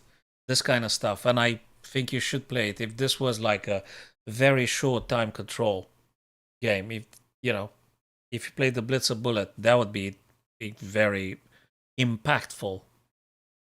That's really something to go for. Blitz or bullet. Great idea with bishop h6. I'm just looking, try to see if there is any resources that black might be using here. But it's not. Oh yeah, I'm not, if you want to play it in a rapid, you better look at this. In a blitz or bullet, I would go for this line that you're saying, Abhijit. Absolutely, I would go for this. In a bullet or blitz. In a rapid or classical, I still have to look at this. I mean, it looks like it's working. Or at least you have enough compensation in piece activity. You got a queen and two knights. So let's just put it this way. After bishop takes, and pawn takes, and queen d2, and I'm assuming king h7 and knight f5, you have a lot of compensation. It might be though knight g8, so be careful about this one. So bishop h6, g takes, queen d2 to capture, assuming king. You play knight f5, but then they might be playing knight g8. Did you look at knight g8? Because knight g8 and king h7, Sadvik, defends h6 twice, and you're attacking it twice. And after knight g8, the black queen actually is ready to step in. So I think it's playable, but in a bullet or blitz, I'm not sure It works because after knight g8, what do you do exactly? How exactly you attacking things? Knight g8 holds h6 twice, and the black queen, knight g8, push pawn center. Push pawn center. Oh, you take the pawn on d5. Okay. Okay, and then they play knight e7, I guess. Coming closer to defend the king for g6 and stuff. It's not very obvious. Knight g5. Aha, I see. Check and f7. That looks definitely a very psychological move. If bishop h6, I think it's very psychological. Bishop h6, pawn takes, knight plays. Sorry, queen d2. This guy takes, queen d2, king h7, knight f5, knight g8, knight g5. Mind you, what knight g5? You wanna sack the knight now? Sorry, you wanna play knight g5? They don't have to take you. And if they did, okay, you got a pin, but is this strong enough? So, sorry, why do you want to give a knight on g5 now? Just for making a pin. It's interesting again, but is it strong enough? Maybe you need the queen first, somehow closer to attacking, or I don't know. Knight g5 is just weird. Oh. Ooh. There is something brewing right at this moment, but I'm not sure exactly which way to go to. You could just play bishop e3 and leave it like this. Or you could go for crazy sacking here, which is very interesting, but after knight g8, I'm not sure anymore. King g8, d4. King g8, d4. Okay, I guess so, but it's not clear you're going to end up better. It's very complicated now. After you suggest that d4, it's very complicated. So bishop h6, they don't even have to... Okay, bishop h6, they kind of have to take you. Because if they don't, they're getting in big trouble. So bishop h6, they have to take. H6, they take. Queen d2, king h7, knight f5, knight g8.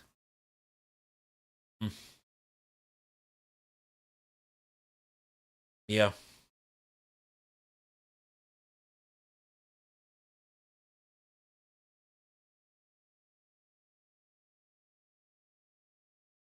Oh, sorry, I just pressed twice the left click. Let's go to which one didn't we see for a while? Hey, let's go quickly to Hikaru. We're gonna look at your line in a bit, Sadvik. Yeah, that's exactly the most critical moment, I think, Sadvik, in that game. It's the most critical moment. That's it. So I think it should be probably bishop h6. It's something to that move. That bishop sacrifice, it's something to that move, yes. So knight d2, what happened here? Knight d2. So he dropped the knight from f3 to d2. Rook is now attacking along the f file. It could be even a sacking of the rook here, mind you, at some point. If the situation presents itself like this, he might be even a rook taken on f6. But I'm not sure. I'm not sure anymore. I'm not sure. Okay, you gotta have to play the queen first or something. But they're not gonna wait for you. Maybe you need to keep the pieces in place first. Yes, Sadvik. Yep, queen g3, exactly right. That's what I said.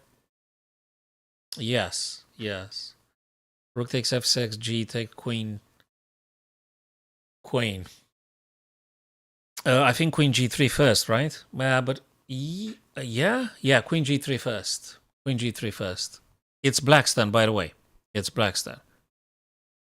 If you do this and knight here, you take, they take, then you're gonna just take the piece for free. That's another stuff. But black is gonna take your bishop first, Sadvik, for sure. So when you're moving your queen to g3, Sadvik, black is going to take your bishop. They're not going to wait for you to do that. But it's good to have the queen on g3 because you're also having this threat. So I think it's good. It's really good. Queen g3. Black's turn, by the way, Sadvik. It's black's turn to play. They might take your bishop now, Sadvik. They might do it now. Bishop takes. You're going to have to take back. And when you take back, then they play knight g6. And there is no rook takes f6 anymore. Yeah, I don't think there's any rook f6 afterwards. So bishop takes, knight takes. You can't take on f6.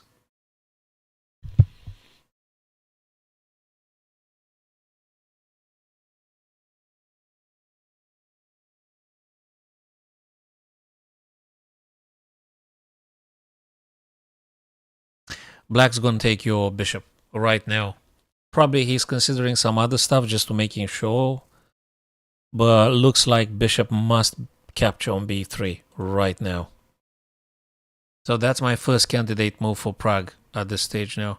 Bishop takes immediately. It's a lot of trouble if you do not take the bishop now. A lot of trouble. Big trouble here for black. Because of the queen g3 coming on the board. So you're going to get in trouble if you don't take the bishop.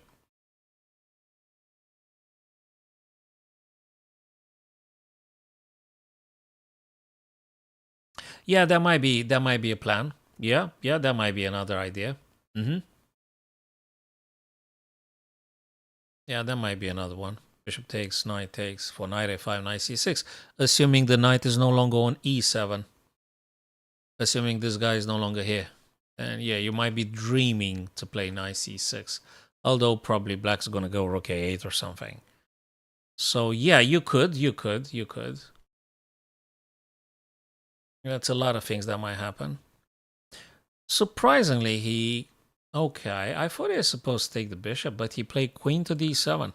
Interesting. Well, if black gives me this opportunity, I think I would go for queen g3 now. I think queen g3. Totally. You have to do it. You connect your own rooks. At least you make a threat.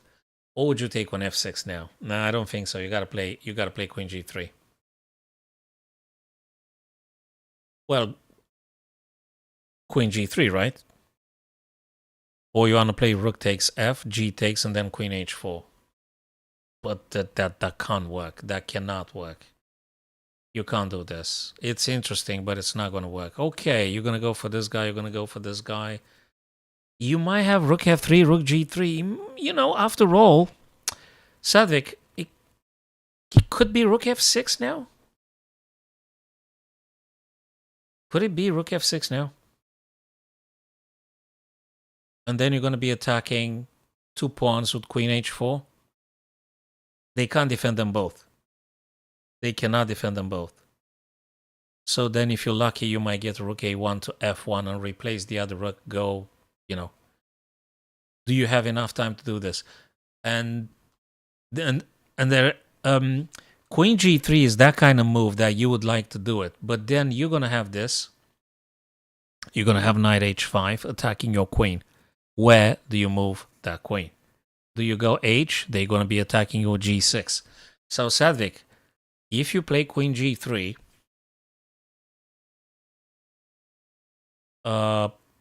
okay, queen, hold on a sec. Whoa. Queen g3, knight attacks, and if you play this, you attack the guy's knight, right? Right. Maybe after all. Queen g3. I like queen g3. It's powerful. Knight h5, queen h4. What do they do? Really, what do they do? Do they do g to protect? No, they can't do that. It's a disaster. Huh. Hello, Leonardo. Long time no seen. How's it going, brother? Thanks for stopping by. Thanks for visiting. You watching this guy's games?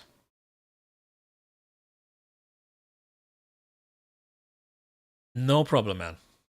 Cool, cool.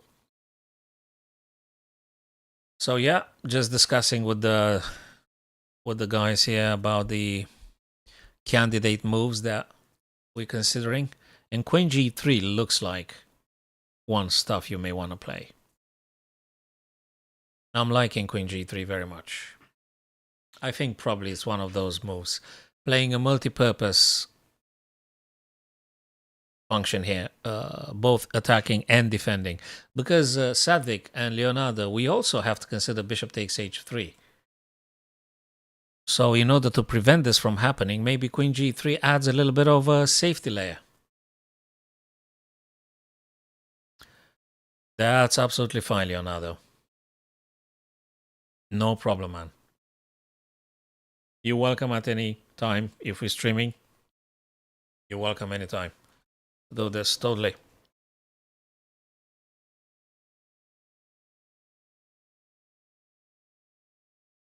Queen G3, yeah, okay.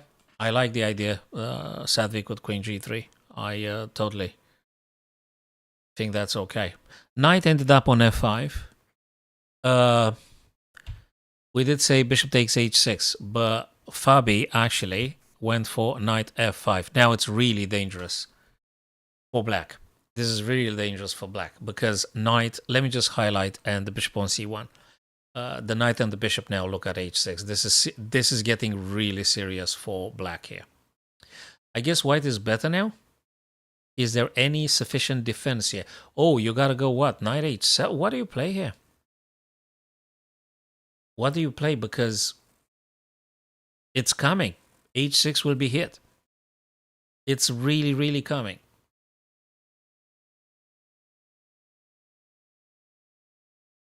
Knight on f5 and bishop on c1, they really want to take on h6. Question is, which one do you take with? I think you're going to take with the bishop. I think you want to take with the bishop on h6. Then they have to take. If they don't take, it's a disaster. You may just very well resign. And when they take, you can take with the knight, check. They're going to be moving somewhere. You're going to go back and then queen d2. See if it works this way. It's a powerful idea. I think that's what it is. It's probably going to see some bishop h6. Very, very, very likely. Very likely bishop h6. Or it might be something else I'm not aware of. Knight h7. Knight h7. Yeah, black needs to do something in terms of defending now, Sadvik. Gukesh has to look at some defensive moves here because it's getting really serious. It's getting really tough for black. So I think for Fabi, it's clear what he want to do. He want to take on h6. It's clear. That's obviously what he want to play. For black, you need to come up with some defending stuff. What do you play? You play rook e6 or something? But that doesn't prevent black from white from taking on h6 anyway. I think it's gonna happen, h6 attack. There is no way for you to stop white taking on h6 on the next turn. Oh, actually you could do king h7, right? Can you do king h7? You gotta do this now. You're gonna do... No, actually...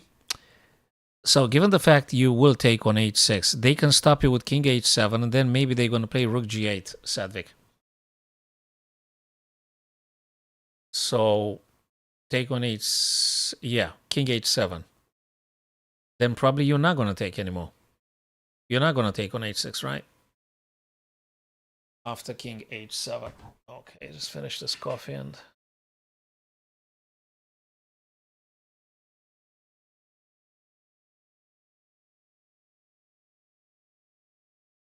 Queen d2, yeah, nice one. Nice one, nice one. King h7, queen d2. Yep. Yep. Bingo, yep, totally. Nice one. Everything is... concentrating on attacking h6, which is, I think, very difficult for black. Can we give it now, guys, plus 0.80? Can we give it? Okay, so he took on e4 first. He took immediately. But black still has to face the h6 issue. So he still has to face this. He played knight e7. He's desperate. And now, guys, we're going to see a very, very spectacular game now. Because the question is, do you take on h6? If you want to take, you take now. Or just play, I don't know. If you trade the knight, if you go back, things are going to, you know, water down on things. Phew. Knight h4. Knight h4, knight h. That's another very interesting stuff, yeah? A natural replacement for the f5. And if they don't take, you could take and then knight back. Yeah, you could. I guess you could. Sadvik, that's a nice one. Yeah, knight h4 could be. Or do you take now straight away? It's definitely not easy. If it was, Fabio would have played fast now. But he needs to actually make sure. Knight h4 seems to be very, very logical here. And you get a natural replacement for the knight on f5. So knight h4 is good, I guess. I like it. Totally. Another idea, if you play knight h5, can black play knight g6 though? So if you play knight h4, can they do knight g6? And if you capture, then they're going to capture. Is this pawn structure better to defending the black king? Knight h4. Takes and takes. I'm not sure. Then you take, then they take, then you take. I guess knight h4 can be thrown in now. Yeah. Okay. So guys, we'll be back in just a few seconds. I'm going to leave this one on the screen now. And we'll be returning in just a few sec. And we'll be continuing this this game in particular. And of course, Nakamura and Prague. So we'll be back in just a second, guys. Give me 2 sec.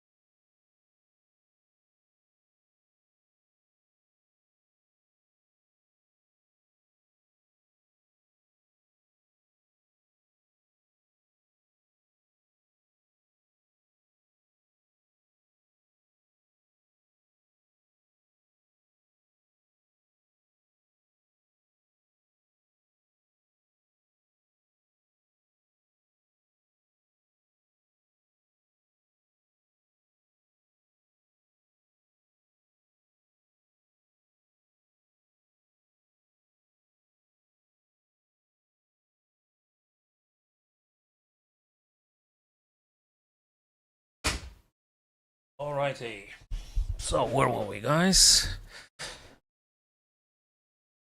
Okay. Let's see. And Fabi didn't move nothing. So let me think again. This one here.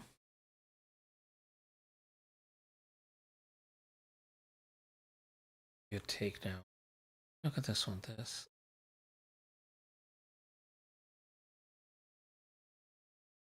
I like knight h6 right now. What do you think, Sadvik, about this knight h6 right now? And bishop takes. Knight g6. Knight h4. Okay, knight h4 first, maybe. Maybe knight h4 first. Knight h4 first, and then.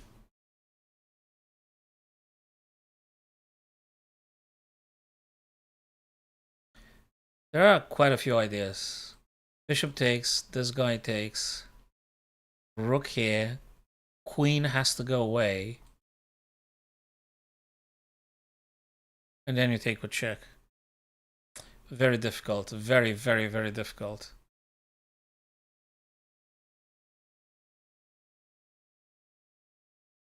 Plus 0.60. Let's find out.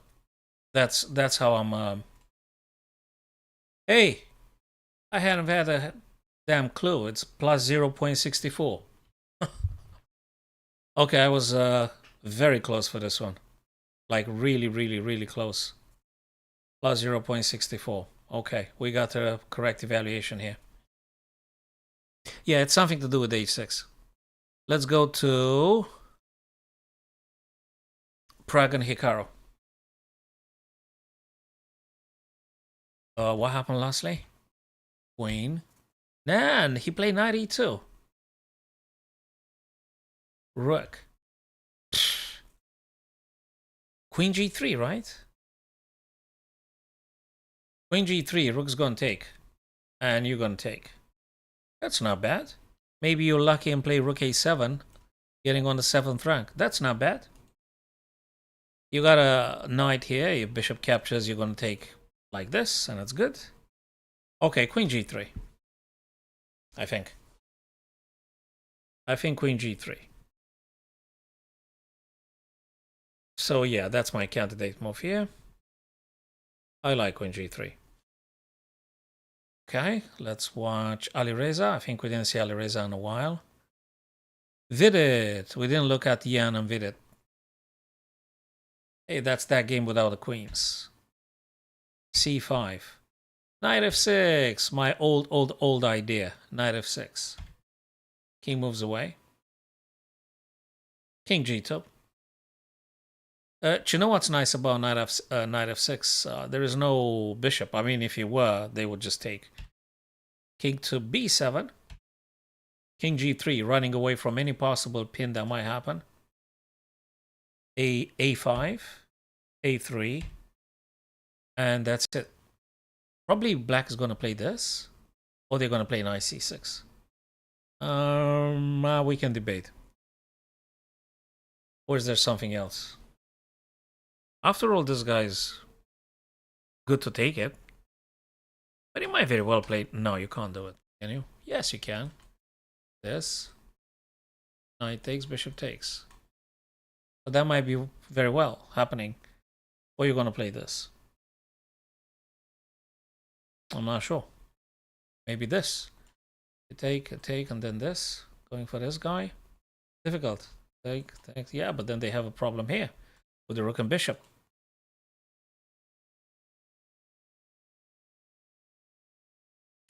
Bishop g7 is that kind of move you want to play. And then maybe you're going to go for this. So bishop g7 first. And then try knight. Although I guess white's going to play rook a d1. h5 for black, you're saying. Let me look at this. h5. Why would you do that? Do I have to react to this move? Maybe I don't have to do nothing. I don't do nothing. If you play h5, Sadvik, I'm not going to do nothing. I'm going to just go on with stuff I want to do. I'm not sure what exactly, but probably I'm going to leave it. I'm going to play either rook or something. Although you may take, and then I'll take. Maybe. I'm not sure h5 is that strong for black, Sadvik. Oh, whoa. What? After taking the knight? What do you mean? So bishop g7. Bishop g7, okay. Rook ad. h5? That's not very clear. I'd rather try bishop g7 and knight e5 if I can. I also, Sadvik, I want to connect the rooks. I want to connect the two black rooks. So bishop g7 ticks all the boxes. You can't go anywhere on this diagonal except for e7, but e7 is don't think is that strong. I like bishop g7. You're also looking at b2. So bishop g7, you connect the two black rooks. Then they can play on d file, opposing any white rook as well. So bishop g7. If white allows you, you could play knight d5 then. Probably white's going to play rook a-d, so you can't play knight. But then you can play one of your two rooks. Rook a8 to d8. So I'm looking at this like this. Bishop g7, rook a-d, and rook a-d. That's it.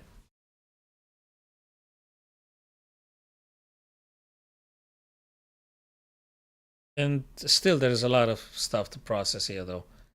Knight can go to c6, the black knight. That's another game. That's another stuff. Bishop g7, rook a-d, rook a-d. The game continues. The game continues.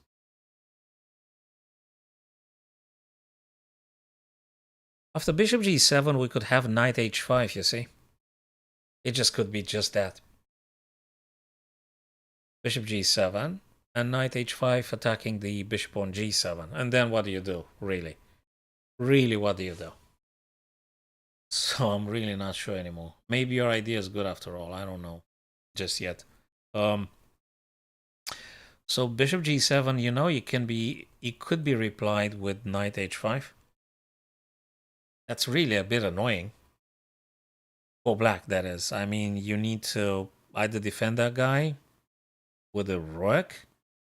But if you play rook a to g8, you're giving up on the d file where you want to put the rook yourself. So that's just a lot of things to consider here.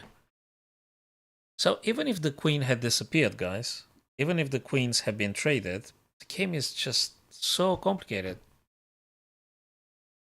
You take the knight if they don't jump to h5. Yeah. If they jump on h5 after bishop g7, you're not going to take it. You actually have to move backward to defend the bishop. And I'm happy to take your bishop, but let's see. It's difficult. Very tough games. Ian Vidit. That's a lot to process. Let's look at this one. I have, okay, Ali Reza and Abbasov here. What does this black queen do here? Can we attack it? We can do a couple of things here. Oh, wow. Okay, let's take the knight first. Let's take the knight. That's a forcing move. Black has to take back g7, f6, and then you're going to play rook ac.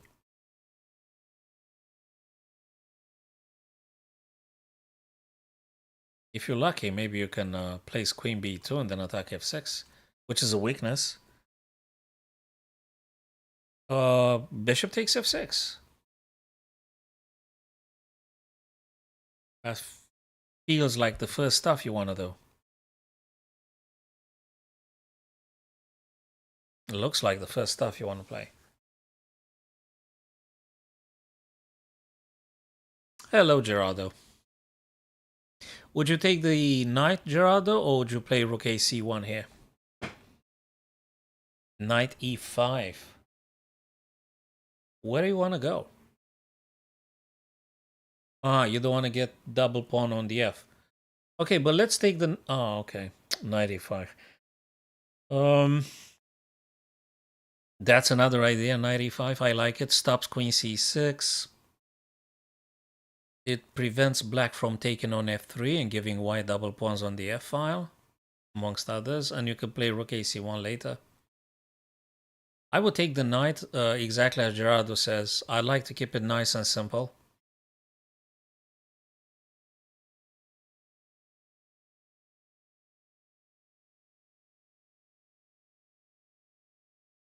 Poke the queen and the rook.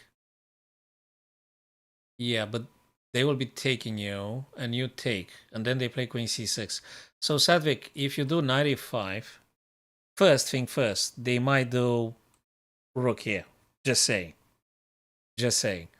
So you're not going to play knight d7.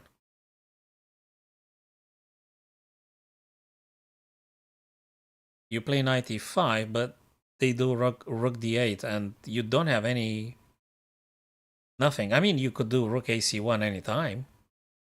So this one is a kind of move that you could play now if you want to. But then they play queen e7, and you no longer take this knight.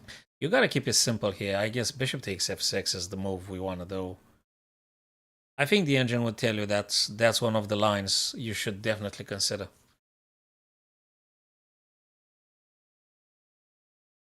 Play this and then go attack the queen, or play knight d4 and you attack this guy twice. That's another stuff. Looks like white is getting better here. So Gerardo, I agree with your stuff because that's what I said even before. Yeah, right. I mean, just a bit before you came to the stream, I said that bishop should take it and pawn takes, and then you do knight d4 and you attack b5 twice. And I don't know what they play because white is definitely attacking with rook ac1 and stuff, and the b5 is being double targeted. That looks very good. Let's have a look at Hikaru, Gerardo. Good point. Let's see Hikaru here. Hikaru plays a very interesting game. Rook a bishop takes. He decided to take. I guess queen takes, right? Or you could take with a pawn. You could take with a pawn. But that's going to be a weakness for the whole game. Nah, queen's got to take. So Gerardo, I would say queen must take. Queen must take. You want to keep the pawns as they are, because if you take with if you take with the pawn, you're gonna have to worry all the game, because queen probably will be attacking e6, and all the game you're gonna have a weakness right there. So queen has to take. Yes, Gerardo. Yeah, we thinking similarly along the same lines. Yes, queen has to take on e6 indeed. Queen e6, and you just play, I don't know, queen g3 or afterwards, or you want to do something else. Not sure. If queen takes, though, you could go back to knight g3, knight f5 idea. Exactly, Sadvik. As soon as I pronounced it, you were... Well, maybe you typed it in as I was talking, yes. If queen e6, then you could go back knight g3, knight f5 idea. Yeah. Totally. That works too. That works too. And it's looking good. Well, honestly, it's looking good for both of them. I don't think it's a huge advantage. Let me count the pawns here. 1, 2, 3, 5, 7. 1, 2, 3, 4, 3, 7. But black pawns are happier than the white pawns because e3 is a weak pawn. So, oh yeah, absolutely. So can we say a minus 0.25 for black? We play a little game, Gerardo. We try to anticipate the evaluation without using the engine. I mean, we check with the engine if we are correct or not. It's just messing around. So I would give a minus 0.25. Sadvik, how would you evaluate this position? I think it's very playable. It's very equalish. But if I am to try a few numbers, I would go for minus 0.25. Gerardo, how would you evaluate the position?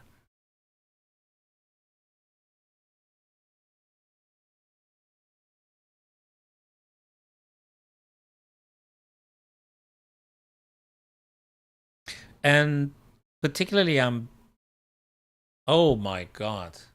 Oh, plus 0.7. Okay. Let me go actually back to this position and make evaluation. Come on, man. Minus 0.13, guys. Minus 0.13. That's what the engine tells you right now. And now we're going to go to the next move that's being played. Pawn takes, which I'm not sure it's the best. But anyway, we're going to find out. Yeah, it wasn't the best. Because all of a sudden, Gerardo and Sadvik, all of a sudden, after pawn captured, the bar gave the advantage over to white, because me and Gerardo, we actually talked about not having isolated pawn on the E. So I think queen should have taken. And now let's play a little experiment, guys. I'm going to take with the queen. Look at the bar, minus 0.13, right? I'm going to take with the queen, and let's see if the stuff stays similar. Yes.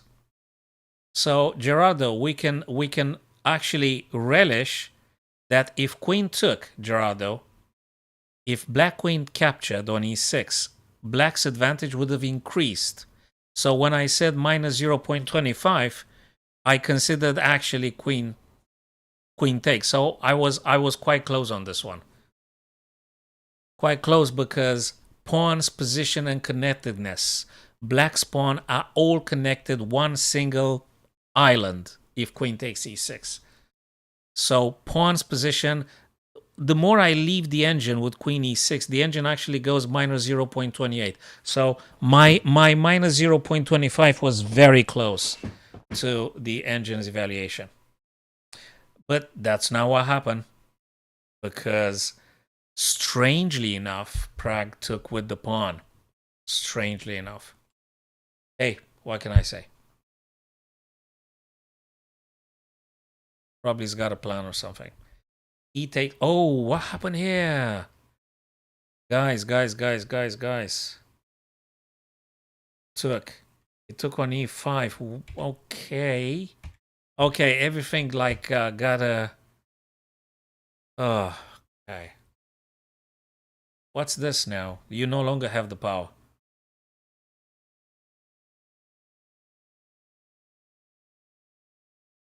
Okay, let me just judge this. Let me just evaluate this one a bit here. I would say in just this very position, not the stuff they played. So I don't want to go with what they did. I want to look at this position, give it an evaluation. I would say right at this moment now would be for white plus 0.30. Now, in this position, I mean, it's even more, plus 0.64. It's even more in this position. And now, actually, I don't want to play what Fabi played. I want to go for knight h4. And let's watch the Valba. I want to go for this. And I'm looking at the Valba, and it goes massively, well, not massively, it definitely goes upwards. So after knight h4, Sadvik, you can relish. After knight h4, the engine says it's actually very strong. It's even better than it was before. With the move that we discussed, knight h4. And if we play what Fabi played, I think it's not going to be that advantageous. I think. Let me play what the guy did. 95. And look at the Valba. Is dropping. Sadvik. Is dropping. Because he lost the intensity of the attack. He should have played knight h4. He lost the attack. He lost it. Knight h4 was the real deal. He didn't play it. He went knight e5, but it's not worse. I mean, you're not losing or anything, but he lost the massive advantage. He lost it. Plus 0.35, right?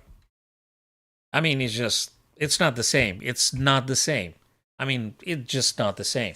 Whatever you want to do, there's no more h6 threat here. It's good stuff still happening, but it's not the same, man. It's not the same. Well, yeah, we are better than Fabio when we're discussing, and we are like, yeah, I think we should be playing like 3, 4, 5, 5 of us versus Fabi, and see if we manage to pull something. Right. So knight h4. Knight h4 was the real deal, Sadvik. Was the real deal. Good stuff. Very good stuff, knight h4. Amazing stuff. I think you called this move first, and I looked at it and I said, yeah, bloody hell, that's a really good stuff. Oh, right. This is very, very, very, very, very equal, if we may say that. Again, just I'll keep it simple. I'm just going for the knight. Just take the knight. I'm gonna take the knight and I'm gonna keep the eval bar because I think it should stay. I mean, you taking this guy, it's still plus 000. Yeah. What? Okay, it's going up and down. Wait a sec.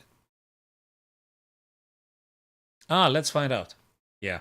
So this, no, it's still plus 0. Yeah, okay, it doesn't matter. Let's go back to the stuff with Fabi because I think we are really curious about that one, Selvik. What was that? Hold on a sec. Okay, let's see. What was the tops engine? Yeah. Guess what? What you said.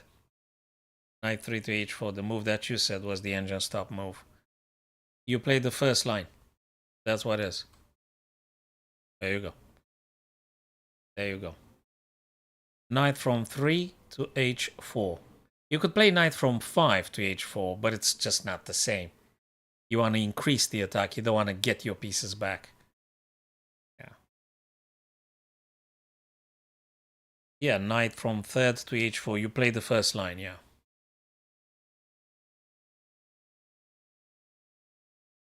If that was the case. If that was the case. This one looks very, very, very equal. Knight f3, rook takes, knight g3. Well, this one looks like if people play normal chess, it should be okay. It should be okay. Pieces are going to be traded and things, and probably not too many things going to happen. Alrighty, guys. So, okay, let's have a quick look here. Oh, did he play it? Yeah, actually, he did play it. That's what I would do too. I would have done this like ages ago. Bishop takes f6. The game is very equal. They say it's gonna be a draw here, and I think so. But I like a little bit more maybe white because I can attack with tempo. Maybe I can attack. Yeah, this guy takes. Then I don't know. You go with this guy here. You go with this guy here. Looks okay. Defensible. I think black doesn't lose or anything, but it's okay. It's playable. Alrighty. So, guys, we are going to wrap it up now. It's just 1 or 2 viewers on the stream, people. So let's call it a day. And I appreciate Sadvik's insights into the games and the other fellas. Gerardo, thank you very much. Gerardo, Sadvik, I don't want to miss a name of one of my friends. Leonardo stopped by this evening. So Abhijit, thank you very much, Abhijit. Appreciate very much, guys. And yeah, we're gonna pause it for now. And oh my god, 3 a.m. This is crazy, Sadvik. Okay, man. Take care of you, man. And maybe I'll see you tomorrow. Maybe we see you tomorrow. Yeah, maybe we're gonna spend some minutes tomorrow with the 5th round, that is. So Sadvik, enjoy your night, man. Have a good sleep if you are going to sleep, or enjoy the remainder of the games. Thank you, Sadvik. Cheers, brother. Take care.